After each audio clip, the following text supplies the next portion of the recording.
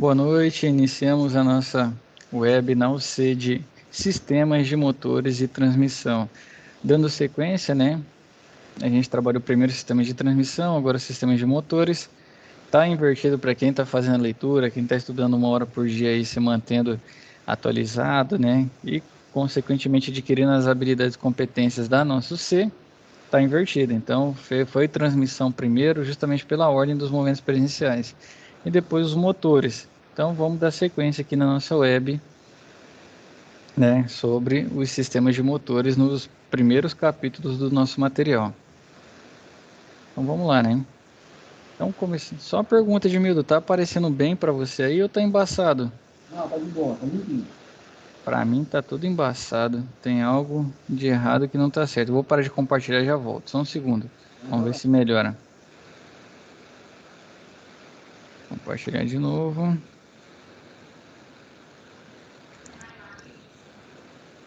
Agora sim. Então, começando aqui, né, com o cabeçote. Entrando nessa sistema de motores, a gente parou nas partes dos motores, né? E hoje o nosso planejamento é cabeçote Carter. Então, começando aqui pelo cabeçote, né, tem como objetivo fazer o fechamento superior do motor. Entre suas funções pode-se destacar, né, servir de suporte para as velas de ignição, que ele tem um local, né, de, vamos falar, na posição da vela, suporte também para válvulas de admissão e escape e seus componentes de acionamento, que também tem a posição delas, né, na estrutura do cabeçote, formar a parte superior da câmara de combustão, onde será comprimida a mistura ar-combustível e servir de conexão para os sistemas de admissão e escape. E aqui é a imagem desse cabeçote aqui, né? Não sei se está dando para ver aí, Edmildo, bem. Quem tiver pelo celular assistindo a gravação, né? Se der para assistir como fala, pelo computador ou dá zoom, né? Pausa aí, dá um zoom na imagem, porque essa aula de hoje vai ser muito visual. Então vai ter muita foto, né?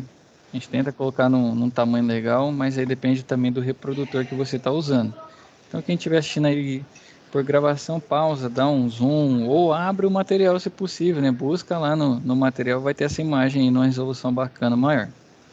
Então, né, como Beleza. a gente vem vindo, né? O cabeçote forma a câmara de combustão unindo, né, aos cilindros do bloco. Assim, se houver algum vazamento entre esses dois componentes, o funcionamento do motor estará comprometido, né? Como a gente viu, toda a admissão, né, da misturar óleo é controlada eletronicamente hoje em dia.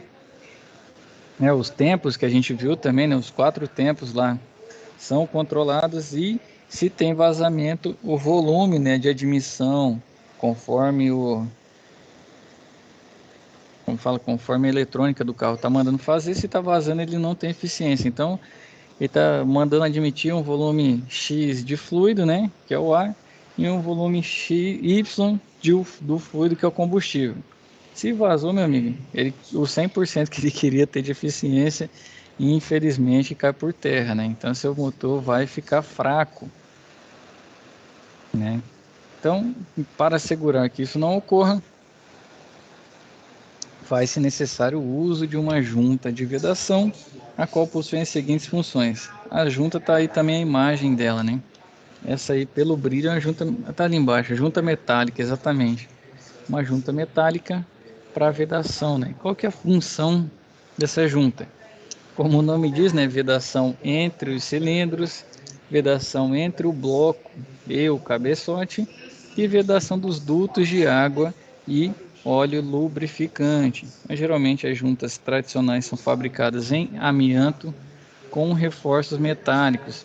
Então, o amianto já é um material mais próximo do cerâmico. A gente já viu sobre materiais, né? Creio que vocês viram anteriormente.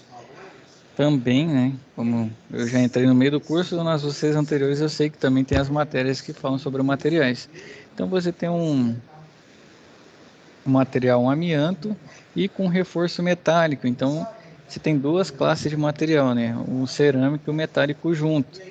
E acaba que quando você tem esse tipo de situações, que é pegar o melhor de cada um, né?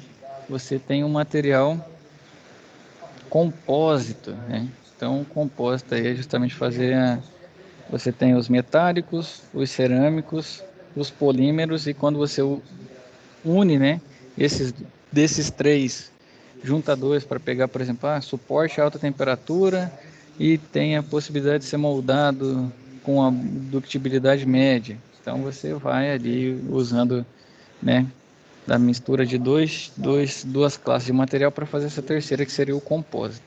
Então, já que essa peça precisa, sem ler, né, mas é isso, ó, suportar altíssimas pressões e temperaturas, que os cerâmicos são bons, né, ocasionadas pela queima dos gases. Então, entretanto, nos motores mais modernos, pode-se encontrar juntas inteiramente metálicas que conseguem ter uma melhora no acabamento da superfície e no menor consumo de óleo lubrificante.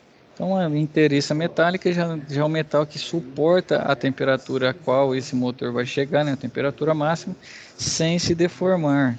Ele não pode deformar, não pode, porque o metal ele tem a possibilidade, né, ele se dilata e se contrai, né, de um modo maior do que um cerâmico.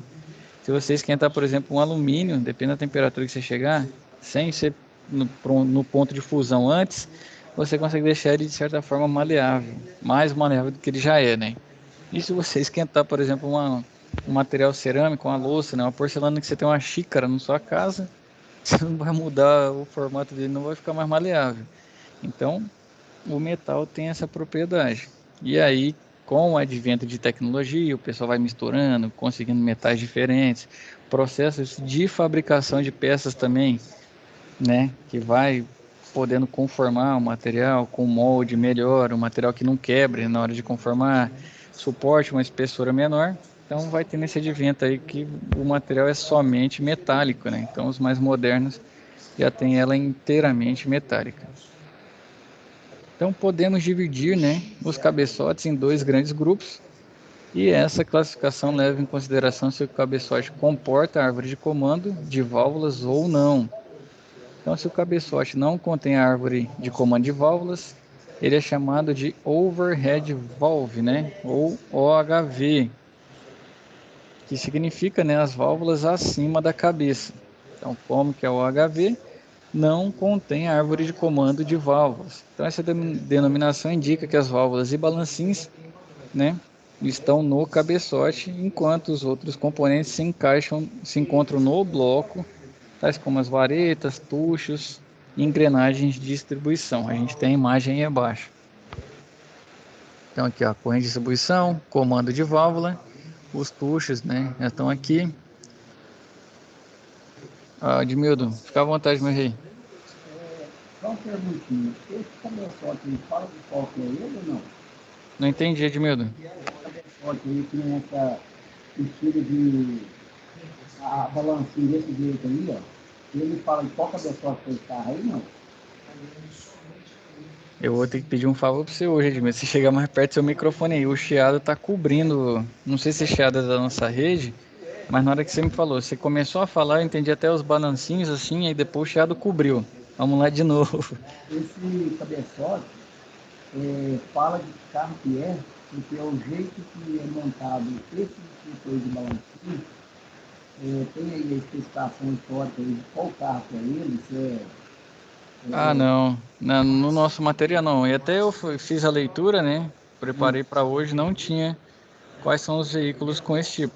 E, salvo engano, esse tipo aqui é um pouco mais antigo, né? Tanto é que tá, a gente vem aqui, ó, o próximo que vai ser o comando de válvula acima da cabeça, né? E já é mais comum, e o outro que é com duplo comando de válvula no cabeçote.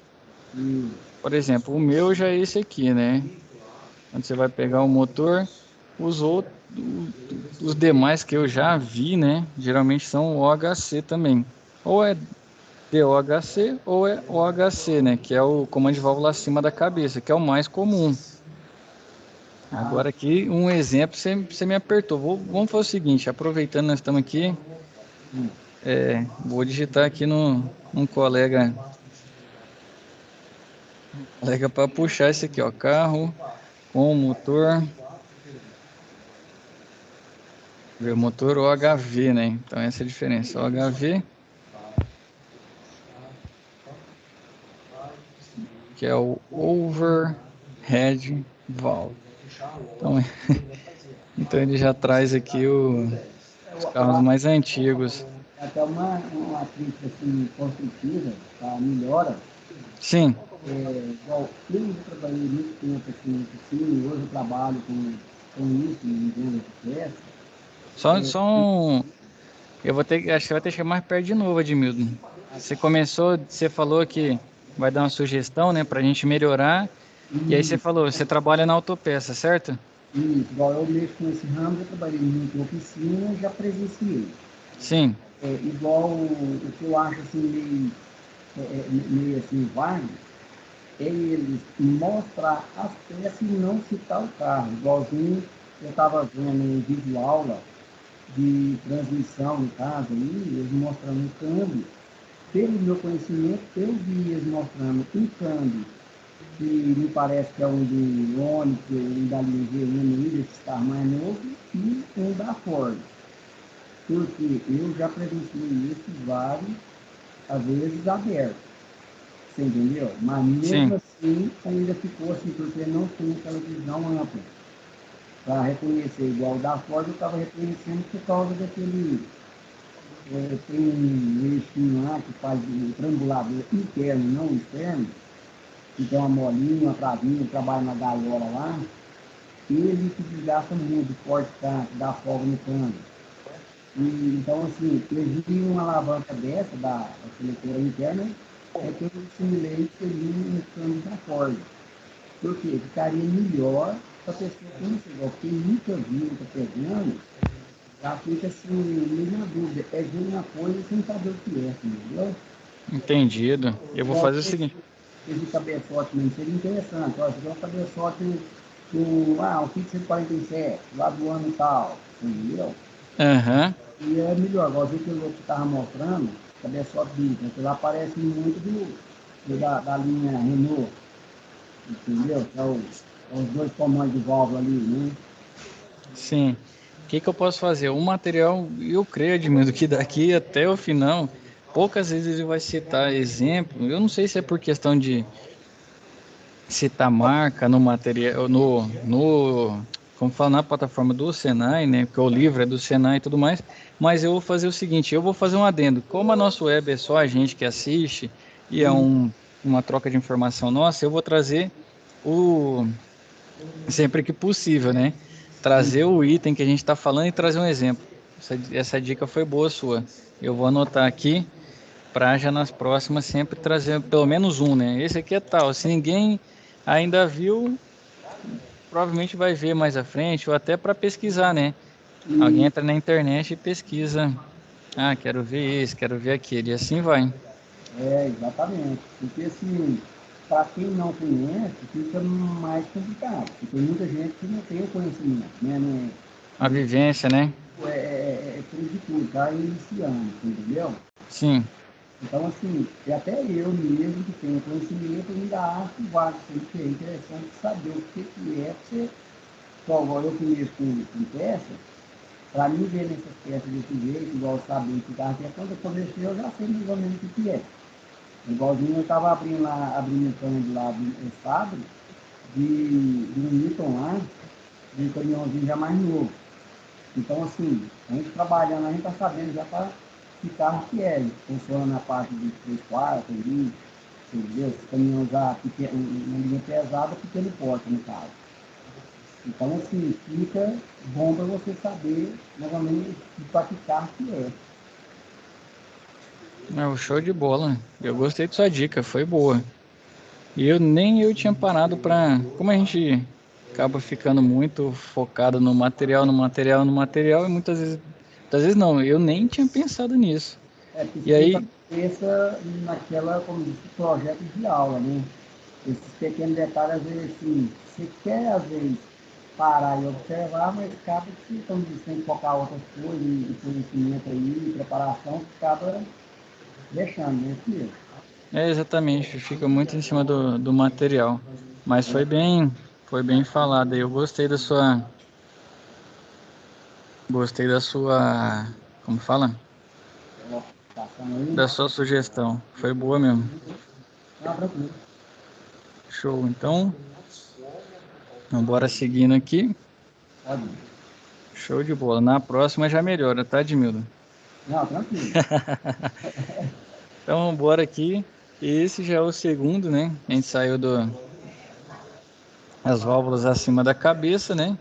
E agora já traz o comando de válvulas acima da cabeça, né? Que é o motor OHC, né? Que é Overhead Camshaft, né? Camshaft.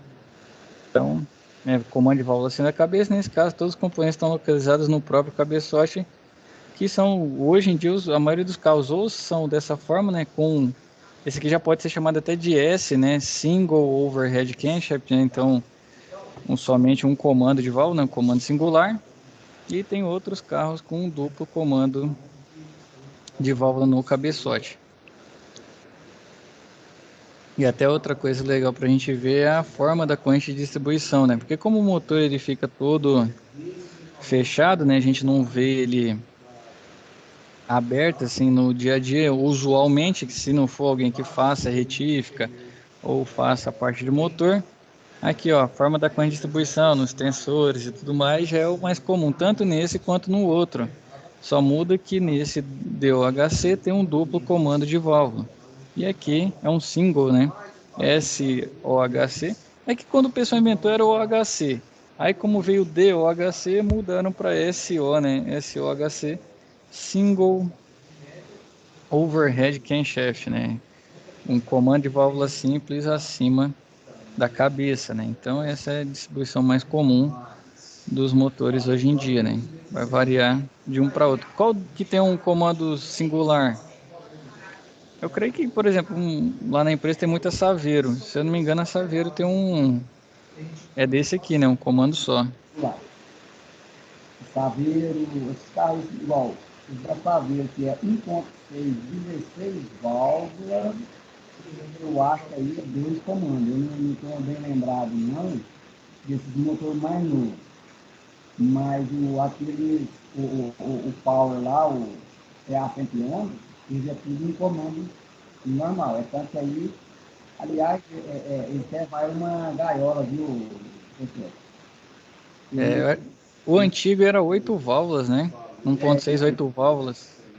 e até agora, até beirando esse 20 aí, ainda sai esse motor 1.6 de 8 válvulas normal. Aí tem, saiu É, teve 1.3 e 1.3, não, 1.6, 16 e o 1.0, né, que é o 12 válvulas. Já o de 12 válvulas, se não me engano, você trabalha com dois caminhões, parece. exatamente. Aí tem que entrar na concepção de cada um dos tipos de motores que a gente tem, mas não vai fugir muito disso aqui não, né? Já vou Não, até linkar com outro, que é o particular, né? Que ele diz aqui que tem um duplo comando, né? Então são dois eixos de comando de válvula no próprio cabeçote, né?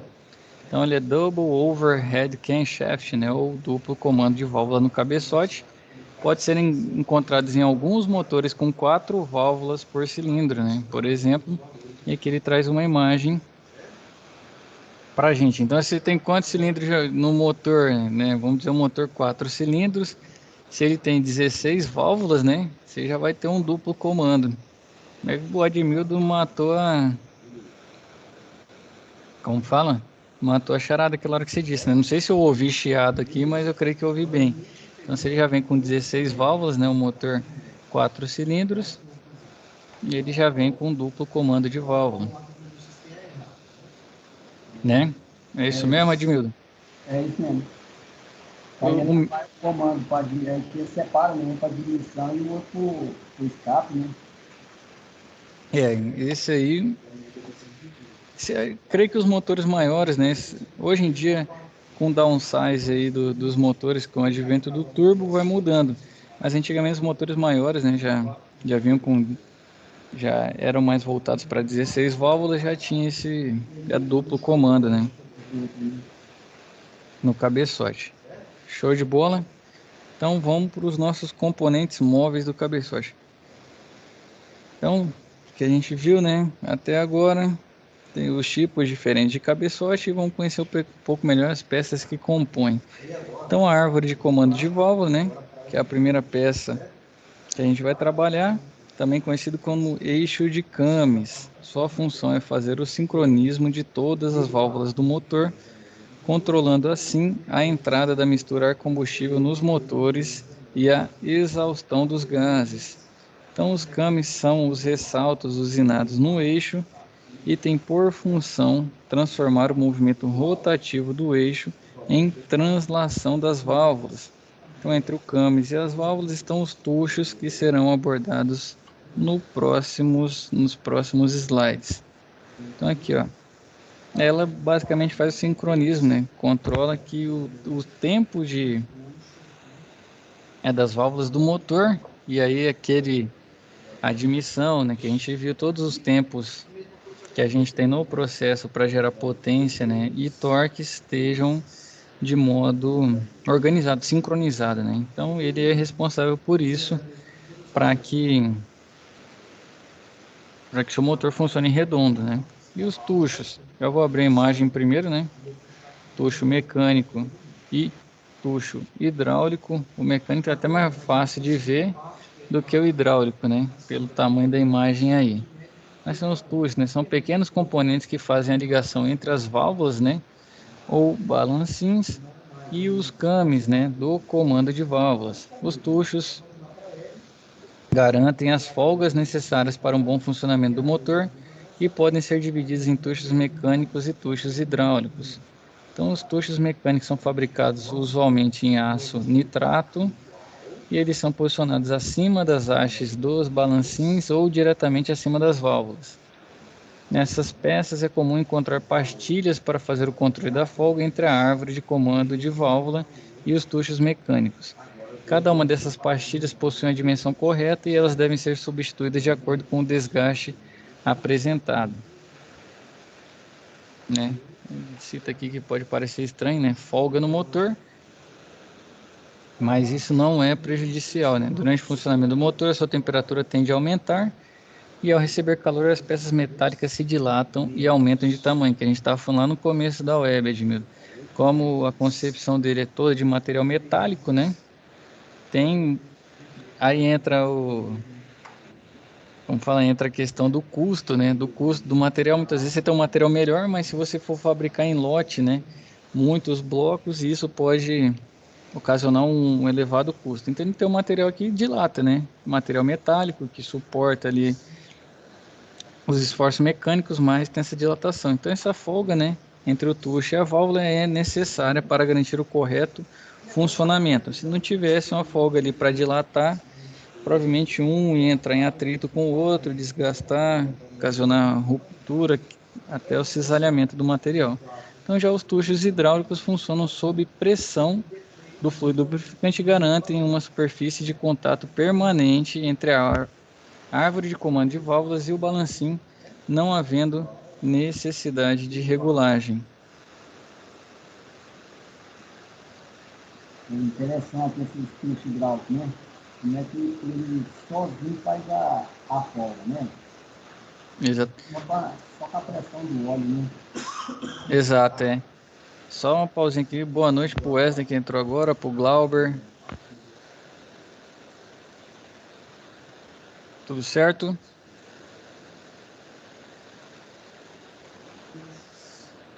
Não sei se os dois estão me ouvindo, se não, mas sejam bem-vindos aí à web.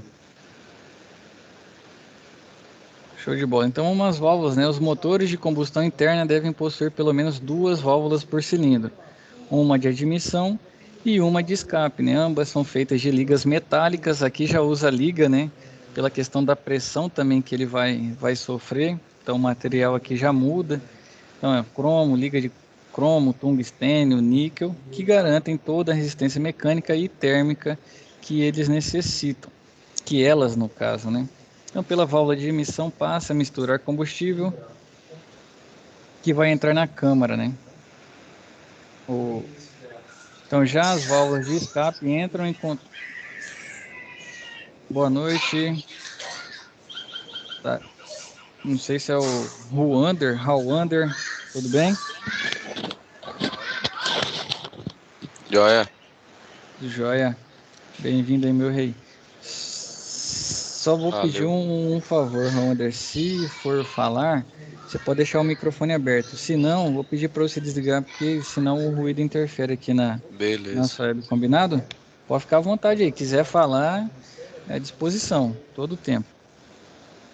Tá, então já as válvulas de escape, né, entram em contato com os gases provenientes da combustão e por esse motivo precisam de tratamentos térmicos específicos para suportarem a corrosão e ataques químicos causados pelos gases queimados. Então aqui, né, um conjunto de válvulas do motor, conforme a imagem aí, para a gente fazer a verificação, né.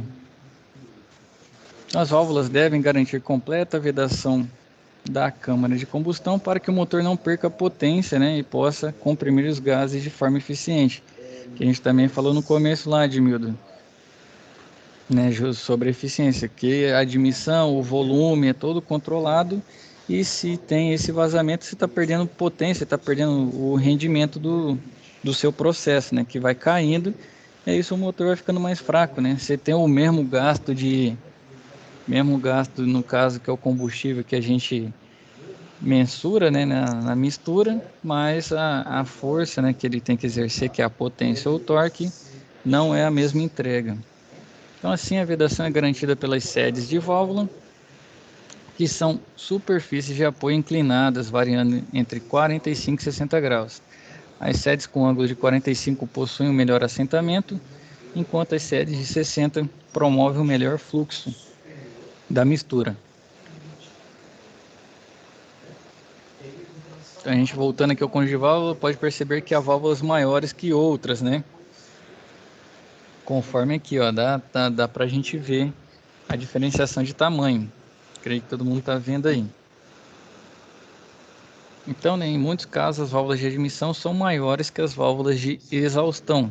Isso ocorre porque deseja-se privilegiar a entrada da mistura a combustível e obter um maior volume, né, de mistura dentro da câmara de combustão.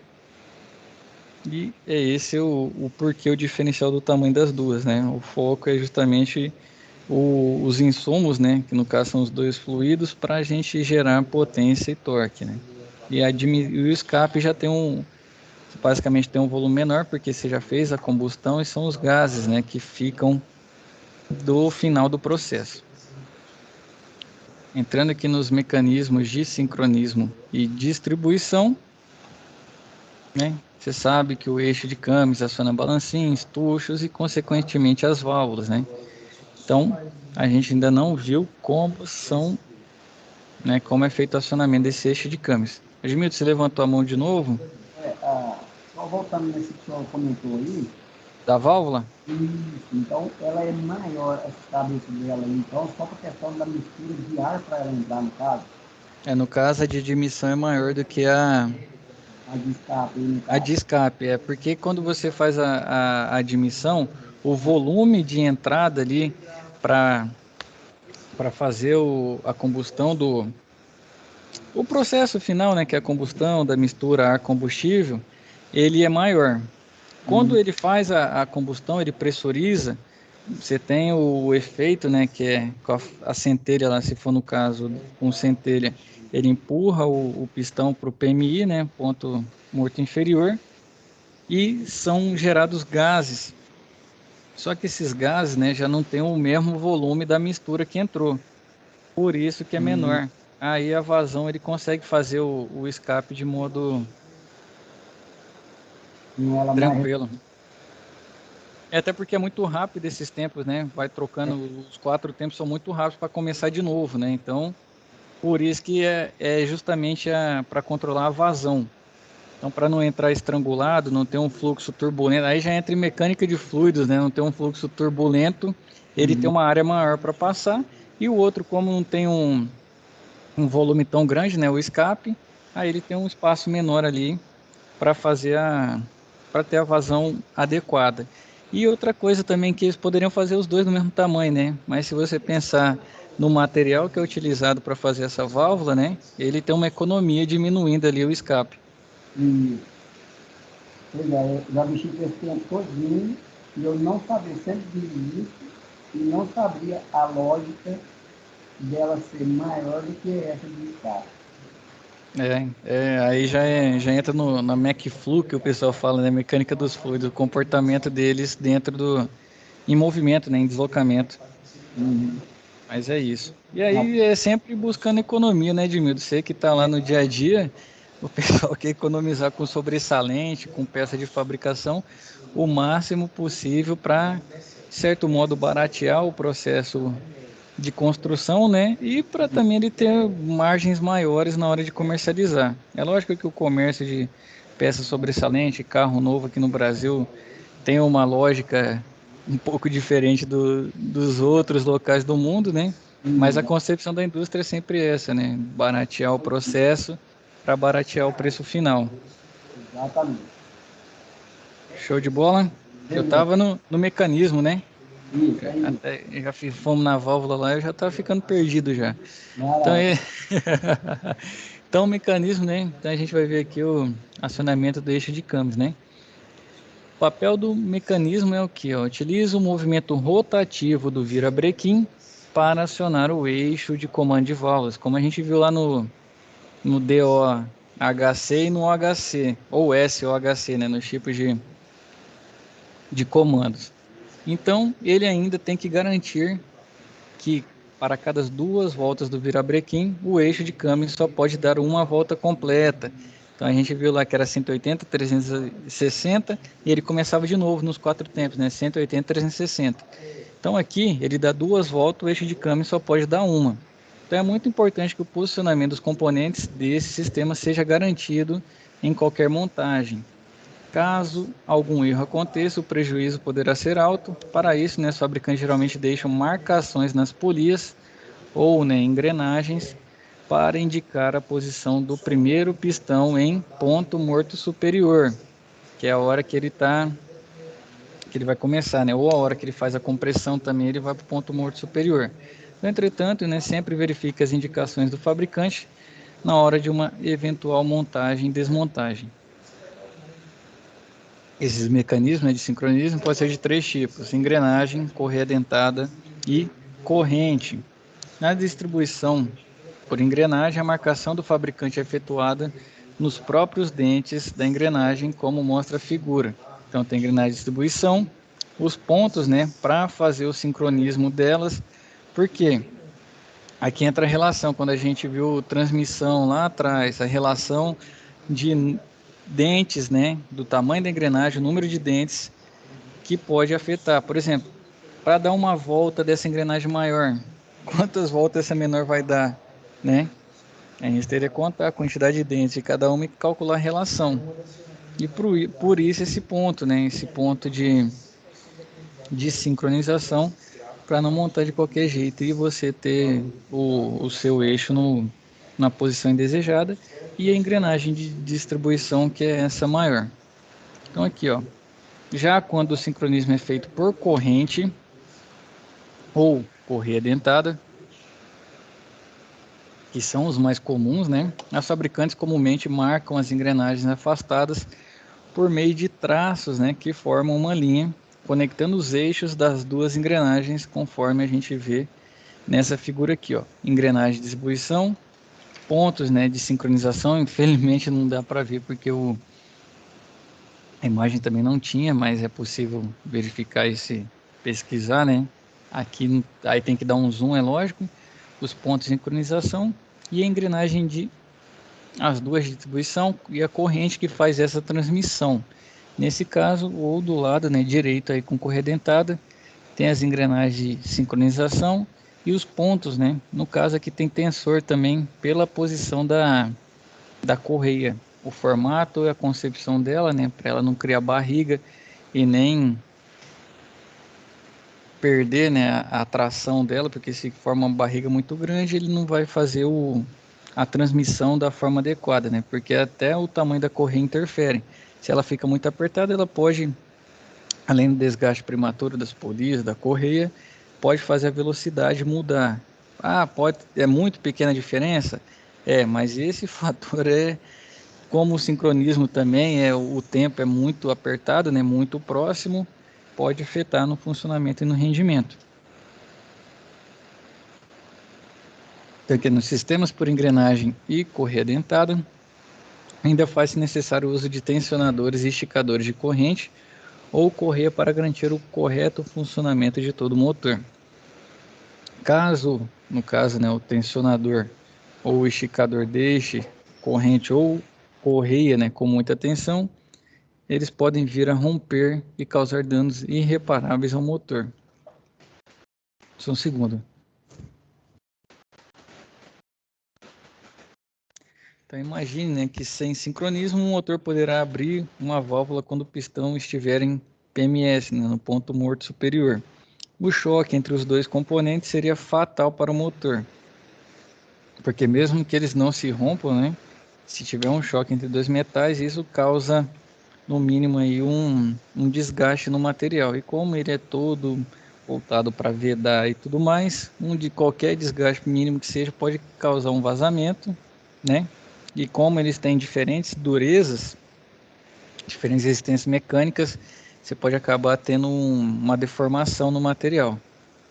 Então, o desgaste ou a deformação e pegar o formato do outro e perder o original, né, vai fazer não funcionar ou no mínimo do mínimo ter vazamento, né? Então, da mesma forma, se o tensionador não oferecer a pressão adequada, que é formar a barriga, né, pode-se perder o sincronismo e dependendo do grau dessa perda, né, pode-se perder o ponto do motor ou ainda ter consequências tão graves quanto as citadas acima, né?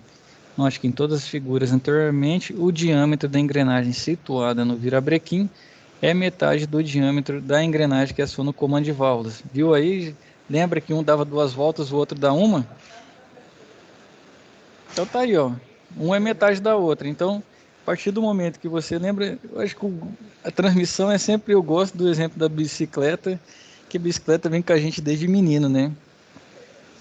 Então, se você tem uma coroa, que é o dobro no caso seria da sua catraca, né? Cassete hoje em dia, ou o pessoal antigamente chamava de pinhão, que é também um nome normal. A coroa dando uma volta, o pinhão dá duas. É o mesmo caso aqui, né? Se você tem uma engrenagem que é metade da outra, enquanto ela a menor dê 2 voltas, que a menor, né? Aqui, ó, fica situada. Cadê, ó? O diâmetro da engrenagem situado no virabrequim é a metade do diâmetro da engrenagem que aciona o comando de válvula. Então, no virabrequim, né, ela dá duas e o comando de válvulas dá só uma.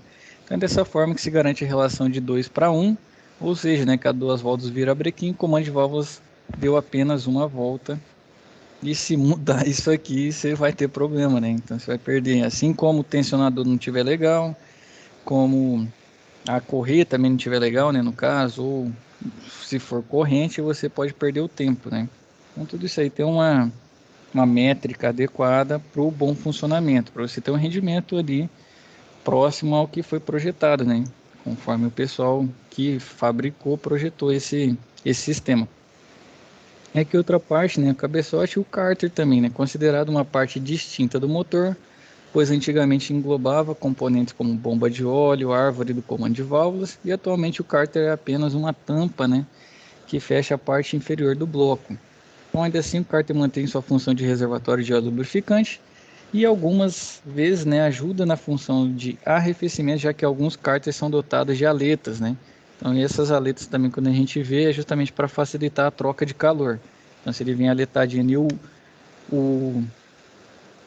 a gente entra na parte térmica, né? O vento, quando passar ali, ele tem uma maior área de troca de calor, fica mais fácil ele fazer esse arrefecimento ali, né? Ele resfriar, no caso, retirar o calor por convecção. Aí já teria que entrar na termodinâmica, mas esses termos aí, quem tiver curiosidade, né, ou quiser saber um pouquinho mais, pode mandar mensagem que a gente vai trocando ideia também, tá? Então, esses que tem a aleta, né, facilita que ele tenha um melhor rendimento na função de arrefecer. Então, no cárter está localizado o parafuso, que tem a função de dreno do óleo, também chamado de bujão, né? Comumente chamado de bujão. Geralmente ele é imantado para atrair limalhas metálicas que porventura se desprenderem no motor e podem ocasionar danos. E até um bom ponto quando vai fazer a manutenção, né? Você vai realizar a troca do seu óleo, você confere lá se está com muita limalha, como que está o tamanho dela, né? É lógico que isso aí é mais fácil para quem tem uma bagagem e experiência. Você vai vendo se tem limalhas maiores, que é um pouco vai ter, sempre vai ter, né? Acaba que faz parte do sistema, tem um mínimo de atrito, mas acaba tendo desgaste. Então você verifica, né? E pode ser até um sinal para você marcar, né, uma revisão, uma preventiva para verificação se tem algum problema ou está funcionando de modo diferente.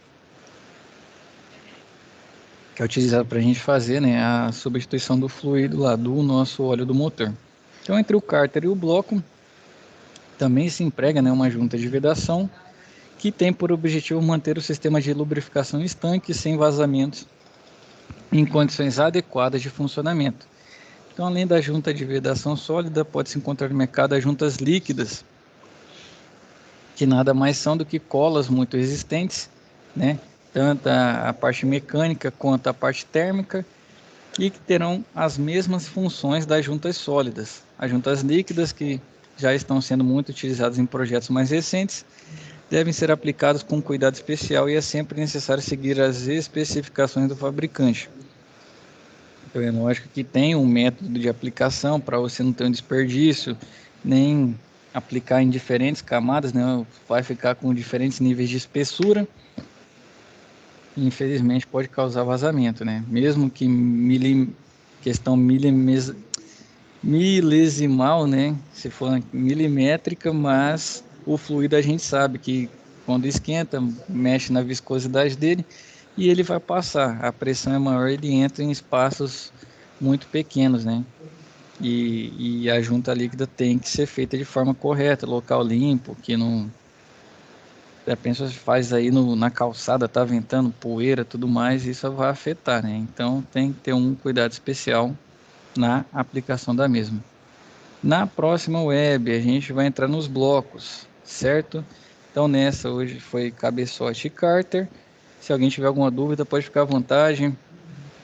Admildo, Wesley, o Glauber, Rawander, podem ficar à vontade aí se ficou alguma dúvida em relação à aula de hoje. Para quem entrou depois, a aula segue gravada, encerrando aqui o vídeo renderiza e eu já subo na plataforma. Quem ficou com dúvida pode ficar à vontade. Colocação. Minha parte tranquila. Wesley, Glauber também, Rawander, tudo certo?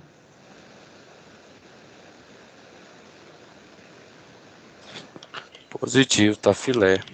Só ouro. Não, show de bola, gostei que o Glauber tudo certo também. Gostei que vocês vieram. Até eu estava comentando com o Admildo antes da gente começar a gravar, né, Admildo? A Larissa hoje fez um trabalho aí de buscar todo mundo, mandar mensagem, um lembrete. Eu falei, hoje eu estou esperando que venha no mínimo 5. Foi quase, hein? Faltou um só. Mas vamos fixar, né, para todo mundo vir, que toda Todo dia tá terça, tendo ou não? Ah, só toda terça. terça às 20 horas a gente tem esse encontro aqui. Aproveite para tirar dúvidas da plataforma. Tem o chat também, que não aqui, né? O chat aqui tem também na hora da nossa web, mas tem o chat da plataforma que vocês podem deixar dúvidas. Aí a gente vai trocando figurinha o que ficar, né? Às vezes não deu para resolver tudo na web aula. Eu estou estudando aqui. O ideal é 1 hora por dia, né? Tá ali estudando na terça, teve web, na quarta, na quinta. Viu alguma coisa diferente? Quer trocar uma ideia, quer perguntar, pode ficar à vontade, entra na plataforma, deixa a mensagem. Se der para resolver no texto, a gente resolve. Se não der para resolver no texto, a gente marca um horário diferente da web aula, né? Entra aqui nessa mesma sala, só 2, né? A gente troca figura, troca ideia para atender todo mundo, tá bom? Fico à disposição aí de vocês. Agradeço a presença. Espero vê-los novamente aí, né? Que não falte mal. Admildo tá firme aí toda terça, Wesley também, Glauber, Rawander, pra gente vir trocando figurinha, trocando experiência, né? Sim, apesar que vocês entraram já tava findando, mas a gente sempre vem e traz a experiência de cada um, né? Porque muitas vezes o problema que eu tô passando essa semana pode ser o que o Admildo vai passar semana que vem, ou que o Wesley já passou 2 anos atrás, pode ser o que o Rawander vai passar daqui para frente. E é de grande valia a gente vir aqui e fazer essa troca de experiência que eu vejo também como muito importante no processo, né, do EAD. Então, toda terça às 20 horas estamos juntos aqui. Positivo. Combinado? Então, agradeço a presença dos senhores. Se não tiver dúvida, ó, Admildo aí, levantou a mão, Admildo, fica à vontade. Aquelas aulas que eu deixei gravadas para o senhor, aquelas que eu não tinha visto, aquele dia, né, primeiro, Se falar a última aula que a gente gravou, eu olhei todinho nela. falhou, Admildo, você falou, o seu áudio falhou. Tem como falar de novo, por favor? As aulas gravadas, né, que eu perdi ao começo, né? Ah, sim. Deixa eu abrir aqui. Eu olhei todas elas lá aquele dia. Ah, já assistiu? Ah, show de bola. Então, seja excelente. Obrigadão É, aí, e aproveitei e mandei pronto. excelente aí, ó. Se vocês não assistiram, siga o exemplo aí do Admildo. A gente tem as webs gravadas, né? Lá na biblioteca, nossa plataforma, que já vem ocorrendo às terças-feiras, né? E aí, para todo mundo ficar antenado e inteirado, né, do assunto, assistam lá que vai ser bom para vocês, tá bom? Obrigado pelo lembrete aí, Edmildo. Foi isso aí, até eu tinha esquecido de falar, né? Das que nós já gravamos juntos aí e as que foram gravadas anteriormente para vocês que estão na biblioteca, tá bom? Show de bola, agradeço aí a presença de todo mundo. Fiquem com Deus e até a nossa próxima web. Boa noite, tudo também. Bom Boa trabalho. noite. Obrigado, Edmildo. Bons estudos aí para vocês, hein? Tchau, tchau. Tchau, tchau.